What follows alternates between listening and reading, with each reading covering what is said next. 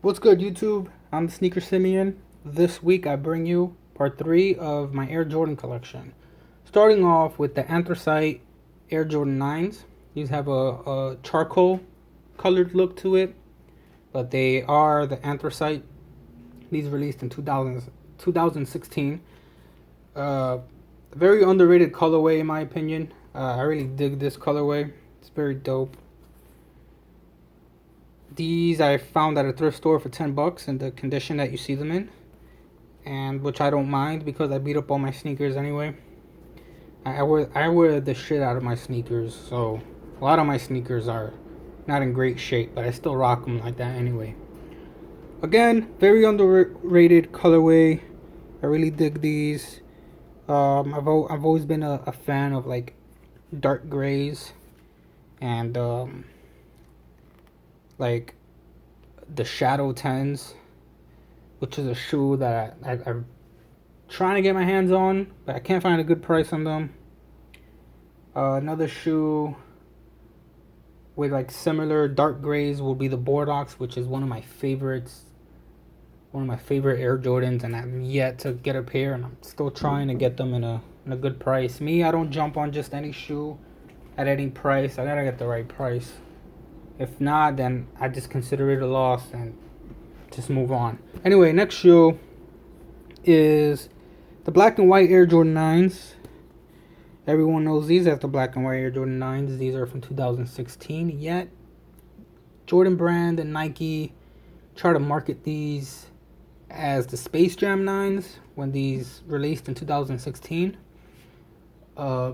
Because these were featured in the movie Space Jam. These are the shoes that Bugs Bunny and Daffy Duck go to pick up at Jordan's house when they start to practice for the big game.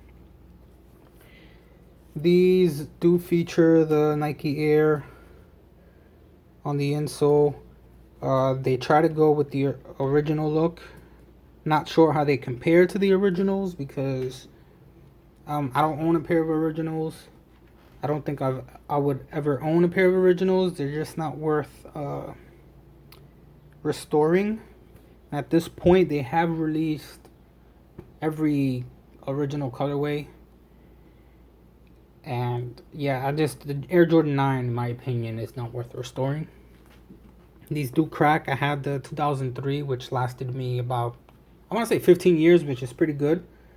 And of course, I had to get rid of them. They started crumbling, and I grabbed these. These I picked up for retail price at Foot Action, which was I think it was 160.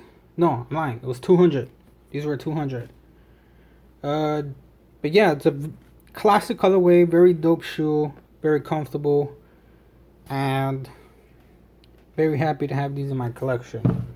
Next shoe is a pair of original Air Jordan 10s, powder colorway.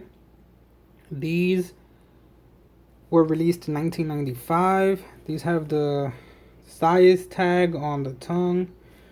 Most 10s these days come with the size tag on the inside. This have the Phylon midsole, which does not crack.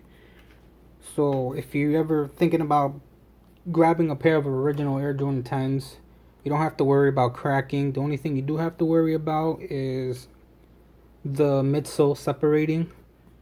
The glue does, the glue starts to give out and you have to reglue them. These so far have held up.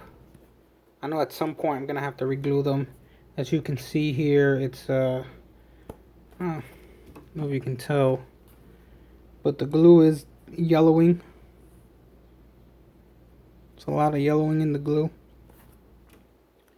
But it's a very dope shoe, one of my favorite colorways of the Air Jordan 10s. As you can see, the powder blue on the outsole is no longer powder blue. They're pretty much yellowing, and they don't match the liner anymore, but it's okay with me. I always like the aged look. These I picked up at a flea market for $60, which is a good price for a pair of original Air Jordans, and especially in the condition that they're in. But yeah, I really dig these, and trying to get myself a pair of the Seattle or Celtic, whatever that color is. I haven't found them for a good price. I missed out when they came out for retail, but now I'm trying to get them for a good price. I don't pay above retail for sneakers. I feel like that's just like a hype beast thing. If I can't get the shoe, I don't get the shoe, and that's that. Next shoe is the Air Jordan 10s. Another pair of Air Jordan 10s in their original box, as you can see. I got these for a steal. I paid $180 for these. I think they're a steal, seeing that they have their box and in the condition that they're in and the shoe that they are. These are the white, black, light steel gray Air Jordan 10s. The box, as you can see, is narrow compared to the boxes we get today. So the shoes are really stuffed in there, as you can see. These are the Air Jordan 10s in the steel colorway. As you can see, they have the toe cap. For those of you who don't know, the Air Jordan 10s, when they were being designed by Tinker Hatfield, Michael Jordan was away playing baseball. So Tinker Hatfield didn't get much input from Jordan when he was designing these. And these released in '94, which were the first Air Jordan 10s to release. Jordan did not like the look of them. So Tinker quickly just removed the toe cap and, basically giving us the Air Jordan 10s we know today. Not a lot of people know about these. I personally like the toe cap. I like the way they look. There's a pair of... They were going to release the Shadow 10s with the toe cap. There's a lot of catalogs from that year where you would see pictures of the Shadow 10s with the toe cap. But before they released, they scrapped them and they were reproduced without the toe cap. I've seen people who've customized the most recent Shadow 10s with the toe cap, and I'm looking to do the same thing. But first, I gotta try to find a pair of Shadow 10s for a good price. I have yet to come by some with a good price, but I'm being patient. I'll get it eventually. Another fun fact about the Air Jordan 10s is that they were produced in 3 different countries: Taiwan, Korea, and not too sure of the last one. I want to say China, but again, I'm not 100% sure. So so you can tell them apart, each country produced the 10s with the Jumpman facing a different way. The Taiwan pair, these are the Taiwan pair, have the Jumpmans facing towards the left.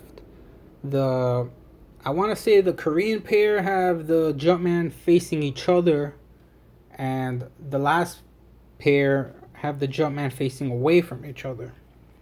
So if you ever come across a pair of Air Jordan 10s and the Jumpman the Jumpmans on the back don't match what you see online and pictures and stuff, doesn't necessarily mean they're fake.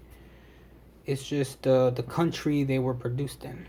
Again, these were produced in Taiwan. I think most of them were produced in Taiwan. So you have the Jumpman facing one direction.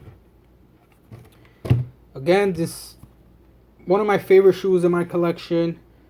Don't understand why people don't like the toe cap, but I think it's dope. I'm hoping they never retro these, because they just make these pairs just so much, more unique. And as you can see, the midsole is yellowing. I wear them a lot. I've had to reglue them a few times, but they're still holding up, and I love these. One of my favorites in my collection. Well, this concludes part 3 of my Air Jordan collection. Please like, comment, subscribe, and thanks for watching.